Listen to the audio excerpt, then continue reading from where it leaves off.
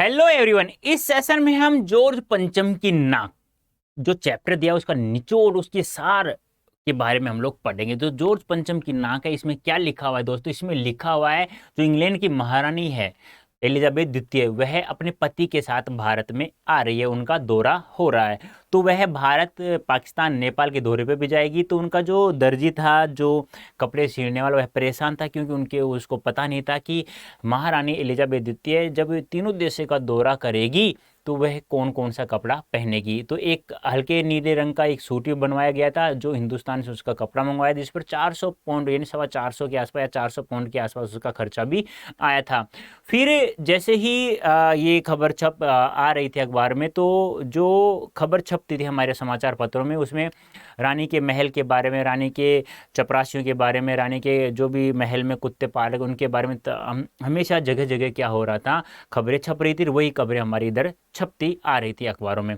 अब क्या होता है, जैसे ही पता चलता है कि रानी पालम हवाई अड्डे पर उतरेगी, इस प्रकार से आएगी, तो क्या हो रहा था कि जो दिल्ली था, जैसे 1911 की हम लोग बात करें जब कलकत्ता से दिल्ली को राजधानी बनाया गया था, तो उस समय वहाँ जॉर्ज पंचम की एक प्रतिमूर्ति थी इंडिया गेट के सामने।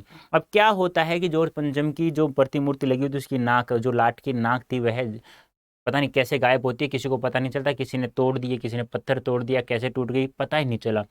अब उस नाक के बारे में यहाँ लिखा हुआ है, जैसे नाक कटना एक मुहावरा प्रसिद्ध है, नाक काटना, नाक कटना, ऐसे मुहावरे कुछ प्रसिद्ध हुए जा रहे हैं। अब जैसे ही नाक नहीं मिलती है तो हमारे बड़े बड़े नेता हैं जो हमारे शहीदों के परिवार के बारे में, शहीदों महापुरुषों के बारे में नहीं सोचते हैं, लेकिन यहाँ एक नाक के लिए जो कि वो सोचते हैं कि हमारी इज्जत का क्या होगा जब एलिजाबेथ द्वितीय अपने पति के साथ यहाँ आ रही है और उन्हीं की जो जॉर्ज पंचम, उन्हीं की लाट, उन्हीं की प्रतिमूर्ति, उसके ऊपर नाक नहीं है, तो हमारी कितनी बड़ी बेइज्जती होगी।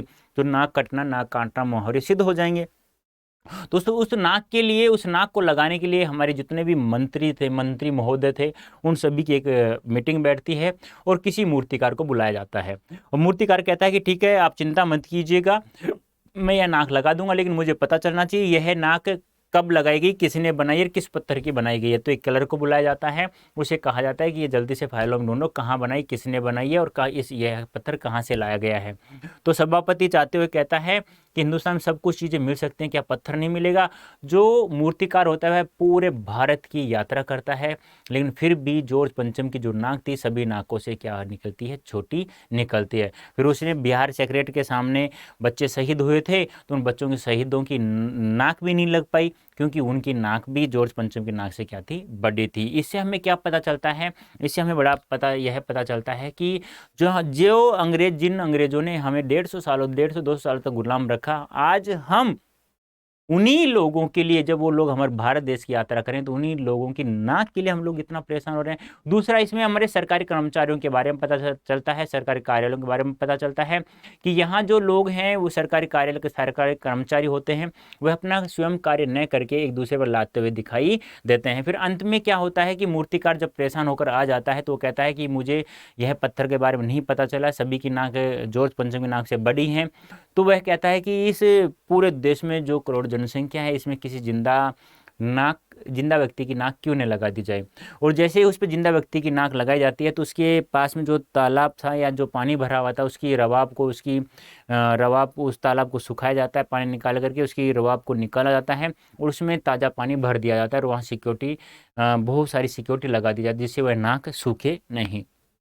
उस दिन अखबार मूक आंदोलन करता है और उसमें केवल इतना होता है कि नाक की जो मसला था वह हल हो गया है। लेकिन उससे पहले भी एक बात मैं करूं दोस्तों, कि जैसे ही महारानी एलिजाबेथ द्वितीय आने वाली होती है तो दिल्ली की काया पलट हो जाती है। काया पलट कैसे? जैसे इसमें बताया भी गया है कि सड़कें थी वो जवान हो रही थी, बुढ़ापे की धूल साफ हो रही थी। इसका मतलब क्या था कि जो आज तक उससे पहले जब रानी एलिजाबेथ द्वितीय आने का कोई समाचार नहीं था, तो 200 वर्ष, 100 वर्षों से पहले सड़कों पर कितने खड्डे थे, मिट्टी थी, वो साफ सफाई नहीं हो रही थी। लेकिन उनकी खबर सुनते ही दिल्ली की सड़कों को भी क्या कर दिया गया, बिल्कुल मरम्मत कर दी गई, बिल्कुल सुंदर, यानी कि नई नई बना दी गई, मिट्टी को भी साफ कर दिया गया। और जो पुरानी बिल्डिंगें थी नाजनीनों की तरह, उन पर भी श्रृंगार कर दिया गया, यानी उस पर भी नए नए कलर कर दिए गए हैं, यानी रंग बिरंगे कलर कर दिए गए, उन्हें सजावट हो गई है, यानी कि प्रत्येक सरकारी कार्यालयों को इस प्रकार सजा दिया गया है। और सड़कों पर भी नए नए पौधे लगा दिए गए, नए नए प्लास्टिक के बल्ब भी लगा दिए गए सड़क के बीच में, जो एक किनारे होता है ना जहाँ लाइट लगी होती है, इस प्रकार से। इसका मतलब क्या है कि रानी एलिजाबेथ द्वितीय अपने पति के साथ आ रही थी, तो इसका मतलब क्या है कि हमारे महापुरुष शहीदों के परिवार के बारे में, महापुरुष के बारे में न सोचकर आज हमारी गुलामी यानी दासता के बारे में बताया गया। आज भी हमारे देश के कुछ नेता लोग आज भी अंग्रेजों के गुलाम हो रहे हैं, यानी उनके तलवे चाट रहे हैं। और दूसरा, हमें सरकारी कार्यालय के बारे में पता चलता है किस प्रकार सरकारी कार्यालय में सरकारी जो कर्मचारी होता है वह अपना स्वयं कार्य न करके एक दूसरे बुलाते हुए दिखाया गया। इस प्रकार से जॉर्ज पंचम की नाक नामक चैप्टर में एक व्यंग के रूप में लिखने का यही एक तरीका था लेखक का, तो उन्होंने हमारे सामने प्रदर्शित किया है। तो बच्चों, उम्मीद करता हूँ आपको बहुत अच्छा समझ में आ गया होगा। अभी के लिए इतना ही, धन्यवाद, थैंक यू सो मच।